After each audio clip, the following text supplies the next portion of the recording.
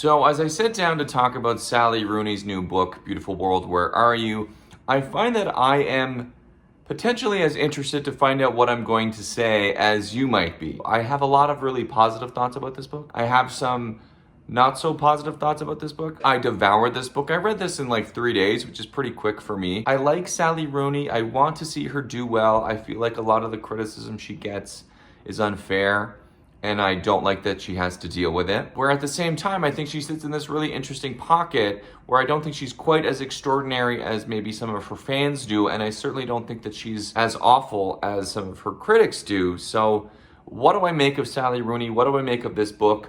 Let's find out together, because I'm not even sure where I'm gonna go with this until I'm talking about it, so let's just get into it. Without a doubt, the most interesting relationship in the book, which involves three main relationships. So there's Alice and Felix, there's Eileen and Simon, and then there's Alice and Eileen. And I thought that the relationship between Alice and Eileen, specifically through these emails that they're exchanging throughout the book, was the most interesting. And part of that is because I didn't really find either of the romantic relationships particularly interesting at all. We'll get to that in a little bit. But Alice and Eileen, I did find that kind of inherently interesting.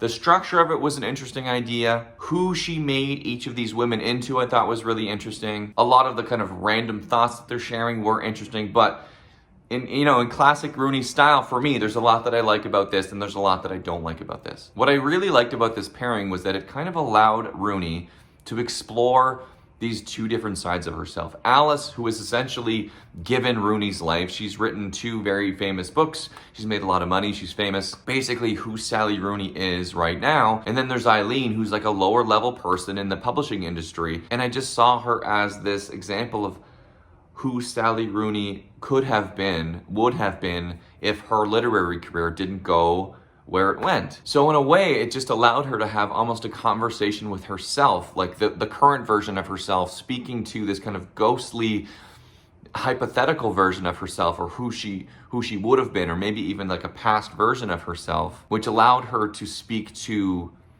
topics of fame and money and class and success. When she was exploring those areas, I thought that was really, really interesting, especially given the fact that there's this very clear tension between the two of them. There's a tension between where Eileen is in her life and where Alice has gotten to in her life, and it mirrored this interesting tension that I think probably exists in Rooney herself, where there's this person that maybe she thought she was supposed to be versus, the person that's kind of been thrust upon her as a result of all the success that she's had. The less successful version of her is jealous of the person who has gotten everything. And at the same time, the person who has gotten everything hates a lot of what's come along with that. And I think that's such a fascinating dynamic to play off between the two of them. And then also when you consider just like what's going on inside of her as a person. That being said, I don't think the relationship between the two of them ever really came to a satisfying conclusion. And that's part of what I'm talking about in terms of moving these characters along, where they're learning things and reaching a certain age of maturity where they can persevere through things or understand things a bit better or come to some conclusions. Maybe Rooney couldn't go there yet because she hasn't yet. She's still like a relatively young woman. I don't even think she's in her 30s yet. So she doesn't have all the answers. And she's an extremely intelligent, smart person. So maybe I'm ascribing more wisdom to her than maybe it's realistic to ask. So there's the relationship, which I find really fascinating. And then there are the emails themselves, which remind me of a beef that was going on a number of years ago between the creators of Family Guy and the creators of South Park. I swear to God, I'm going somewhere here. So Matt Stone and Trey Parker, who created South Park, just started bashing Seth MacFarlane and the team at Family Guy a couple years ago around the way they come up with jokes, how they structure their stories, because so many of the jokes in Family Guy are what's called cutaways. So they just think of a funny joke, and then someone is like, that's like the time a transformer got into a fight with a chicken, and then it just cuts to another scene where a transformer is fighting a chicken. It does not come up organically in the story at all. It's just a funny joke that they think of, and they shoehorn away to get it into the show. And that makes up a lot of Family Guy's jokes. And the South Park guys really, really hate that style because they're very big proponents on the jokes you make coming out of the story you're writing. Just like the jokes have to be a part of what's going on. They want their jokes to be organically created through these characters, through what they're going through. And I could not stop thinking of that while I was reading these emails, because Rooney had just structured half her book in such a way where she could just randomly talk about things that she wanted to talk about. And it's just like her just being like, you know what, I have some thoughts on the Bronze Age. Or like, you know what, I really want to get into plastics consumption, but I don't really know how to do that. So she just has one of them write an email talking about what she's learned about the Bronze Age for like 8 pages or whatever it is. Most of it is really interesting, and it's Rooney, so it's super articulate, but it was also kind of annoying to me because it was like, I don't know, like a quarter of this book was just like random stuff she wanted to talk about that had nothing to do with Alice or Eileen or Simon or Felix or the relationships that they were having. They were just things that she thought was interesting and she wanted to talk about them. Write a book of essays. Don't put it in your novel. It was so outside the scope of this story. I just found it strange. And it's the sort of thing where, like, I don't like viewing Rooney through the lens of this cultural icon or like the voice of a generation. But it's stuff like that where I'm like, when you're getting lauded with compliments like that, and then you write a book that, to me, that structure is so, like, that is a very amateur way to write a novel. That feels like the draft of your first book and you haven't really figured out how to tie everything together yet. It just feels, the whole time I'm like, she's better than this. This is such a lazy way to talk about these things. Despite the fact that they were really interesting and it didn't slow down my reading. I read these things, I was very interested in them. So this is the part where it gets tricky for me, because you can review a book in 2 ways. You can review it in a way of like, how did I feel about this? Did I like it? Did I enjoy the experience? Was I interested in it the whole time? And I'm like, absolutely. I read this book in 3 days. I really liked it. It's super smart, really sexy. There's so much to like in this book. And then there was reviewing it as like a piece of art, how it is structured, how it is constructed. And in this way, I think the book was a home run. And in this way, I don't think it was at all. I think it was a big miss. Or maybe it's just the fact that these kind of essay style ideas were so random. Like the ones that I really liked were the ones that made Alice or Eileen feel like a real cipher for Rooney in her life and really leaned into the things that she's gone through and she's learned over the last few years. There was this passage where some people online seem to think it's kind of cringy, but I loved it, where she's kind of going into the state of authors today and how many of them try to position themselves as very like real people with real problems, and they're like these rich people that live in Manhattan lofts and all they care about is like how many books they sold. She knows these people. She's gone to parties with them. She knows what they're like as people, and then she can compare that to the works that they put out, and she can see the difference. And so she talks about like writers in the publishing industry and all these sorts of things, and those are things that they felt germane to the novel and to these two characters. And that stuff was interesting, and that was interesting like through the lens of like a Sally Rooney fan. But then there's the, you know, the long diatribes about plastic consumption, and it's just like this, it's just random. It's so random, it just bothered me. Okay, let's move on and talk about these relationships.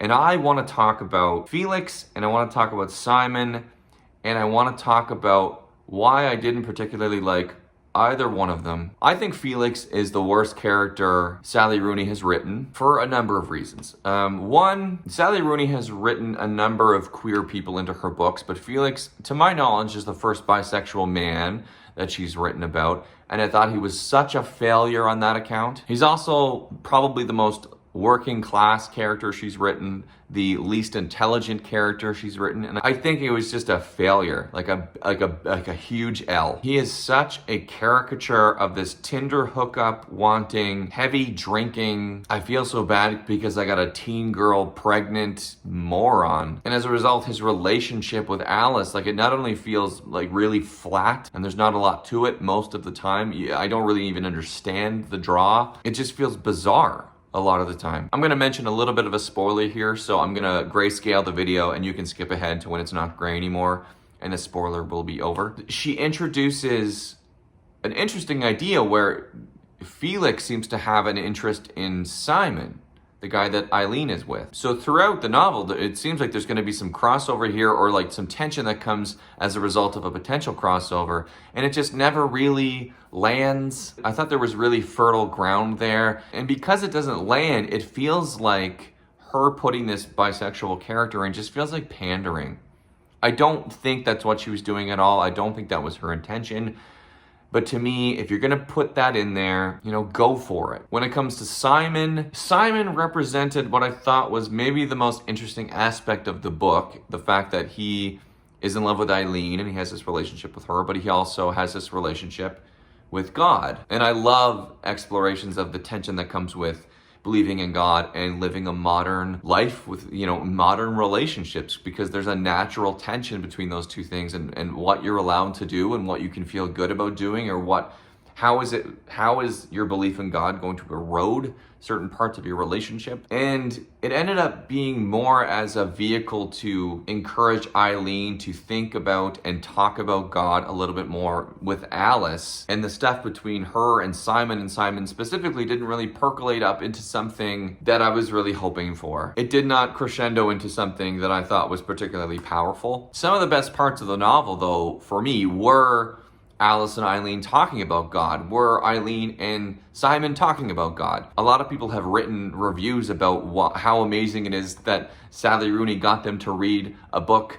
exploring God in the modern world and in modern relationships. And it's like, it's a little bit more shallow than that. It's not the focus of the thing, and I don't think she goes too deep into it. That being said, I'm someone who really, really loves this kind of stuff, and I read a lot of books with that kind of stuff in it. So it wasn't far enough for me, but I'm probably the more extreme part of the spectrum. So I will say, though, I'm really glad that people are reading it and people are finding that stuff really interesting. It clearly went far enough for a lot of people, and that's a good thing. But I will say, actually, now that I think of it, what was really nice about kind of all the God talk in this book was where the book eventually goes in terms of the concept of gratitude. This was probably my favorite part of the book. I thought it was the most kind of beautiful part of the book, where gratitude becomes something that the characters actively talk about, but it also is something that you get to see, where characters will walk into a room and notice things about the space that they're in, really kind of mundane, normal things, and really truly find an appreciation for them. And I thought that was really beautiful. The thing that drove me nuts about Felix, though, and it's something that I'm starting to really have a bit of a problem with Rooney and the types of relationships that she writes. The thing that I couldn't stand about Felix, and some of this is not exactly her fault. This is just something that I have a problem with in general. So every time this comes up in a book, it just really bothers me. So I'm heaping maybe more criticism on her here than she deserves. Rooney gets a lot of credit for writing like the millennial novel, the essential millennial novel, or she's getting to a part of this very specific millennial experience. And a lot of that is the relationships that she writes, how people interact with each other, the difficulties of that, the successes of that particular kind of millennial ennui in intimate relationships in like the hookup era. So it's important that she's exploring this stuff, but she tends to do it with guys who kind of treat these women like shit, and the women let it happen. And I think that she is speaking to a specific experience, and I think a lot of people read these books and see themselves and their friends and other people they know in it, and a lot of their experiences are mirrored in real life. And that's great to a degree. I'm glad that people get to read books and see themselves in it, but at the same time, I'm getting so tired of people not attempting to model better versions of what these relationships should look like. I'm just getting so tired of people writing shitty men being shitty and women having to kind of suffer through it to make something of it. Not that that isn't accurate, and not that there's not some value in it, but I think that there's value in modeling what men should be acting like and what women should be expecting out of a man. I feel like these stories reinforce all this kinds of behavior. They say like, you went through it, I went through it too. Doesn't it suck the way these fucking guys are and the fact that we have to like live with this? Yes, it does suck. So stop putting up with it and start modeling better behavior. You know what? You can have it's not that they're writing like shitty men and I'm offended by it. Yeah, most men are terrible. So it makes sense that these would populate the books that I read. But I just want these writers to start writing women who take a character like Felix, a guy who has no right to treat Alice the way he treats her when he first meets her. He's like a total fucking asshole to her. He doesn't pay her any attention. He's kind of like taking her down all the time. He doesn't respect her. He's using his own like lack of self-confidence to like shit on her. And she just kind of lets him do it and perseveres through it and somehow falls for him while he's acting like this. And it's that kind of stuff pisses me off because it's like, okay, so now he's just rewarded for being an asshole. What the fuck are we doing? What is this? If you're a writer who has a problem with men acting like that, don't let men succeed by acting like that. It drives me crazy, and it's not just in books, it's in the real fucking world, and we're at a point now where if people want to complain about the way all these men are, stop rewarding their behavior. It drives me insane. Like, I don't get it. I hate it so much. He's terrible. He's really terrible. But I will say, I think that this book has two of the best sex scenes that I've ever experienced in a book. Like, there's a scene where Eileen is having phone sex with Simon, but she does it in this way where she starts like talking about like this hypothetical woman that she thinks Simon would settle down with. And so what Eileen is doing is basically saying like, this is how I think a hookup would happen between you and this hypothetical woman. And then she kind of tells the story for him. So it's her obviously acting out her own fantasy, but she's doing it through someone who's not exactly like her. So it doesn't have to be exactly like her. It's this like really impressive narrative feat while telling this really, really sexy story. And it was just like, it might have been one of the sexiest things, maybe the sexiest thing I've ever read in a book. I literally put it down. I was like, that was fantastic, but also that was so impressive to me how she did that. And I don't think I'm remotely doing it enough justice here. I would like you to read the book and just experience it because, it's so good. And I just love that about what she was doing. The sex scenes in this book were just kind of unconventional and were more sexy to me because of how unconventional they were. Speaking of sex scenes, what's becoming really interesting to me is watching how Rooney explores the nature of like standard dominant man, submissive woman relationships and how she clearly has an attachment to that style of relationship or she feels beholden to it maybe in her own life and is attracted to it, but also can't escape all the negative aspects of it. Like that, like she had like in Normal People where Marianne is very, very much like a submissive woman to domineering men, but that can get really dangerous and she eventually wants them to hit her and all these sorts of things. The relationships in this book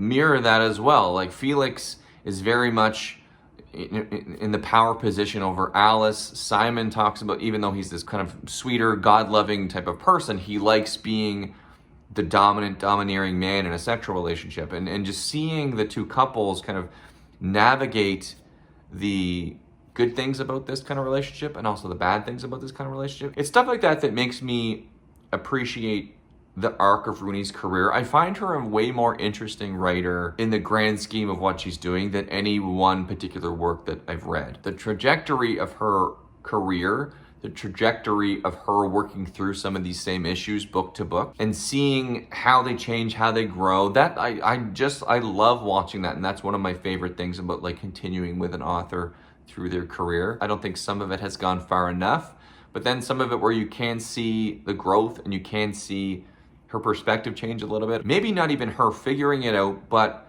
watching her try to figure it out is really interesting to me. It's funny how much people kind of pick on Rooney as being this like millennial savior writer kind of person, and sometimes it feels so overwrought, and then sometimes you read her books and then there's just these specific passages you can read and be like, oh, that's why people say that, because she fucking gets it. For instance, there's this line that Alice says, "It's so hard to see the point sometimes when the things in life I think are meaningful turn out to mean nothing, and the people who are supposed to love me don't." To me, it's that sort of line that speaks to, anyone from 20 to 40.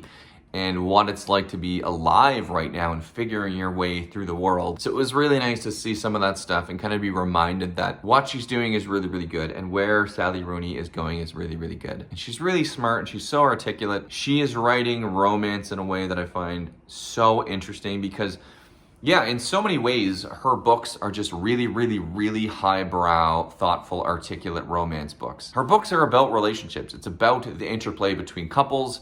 It's about sex. It's about power. It's about heartbreak. It's about trying to find somebody. It's about trying to navigate intimate relationships in a way that feels fulfilling and not destructive. These are books about relationships, but she does it in such a smart way that I think people use that as a pejorative for some reason. So yeah, by the end of this, I feel no further ahead in really knowing how exactly I feel about Beautiful World, Where Are You? That's not true. I know how I feel about it. I just feel conflicted about it. I feel so many good things about this book and about Sally Rooney's writing and Sally Rooney as a person, but there's stuff that I think she can work on. I think she's working through. I don't think this book is as successful as Normal People in any way, shape, or form. I will say that. But is it worth a read? Yes. Am I glad that I read it? Yeah. Will I reread it at some point? Probably. Because say what you will about Rooney and her books, what she's writing about is important. I feel like Sally Rooney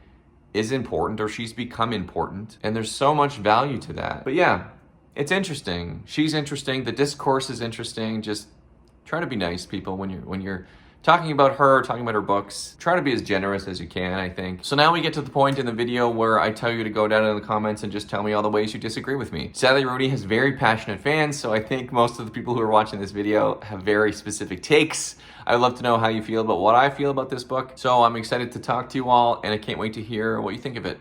My name is Rick McDonnell. Thank you so much for watching. I'll talk to you guys in a couple days. Bye.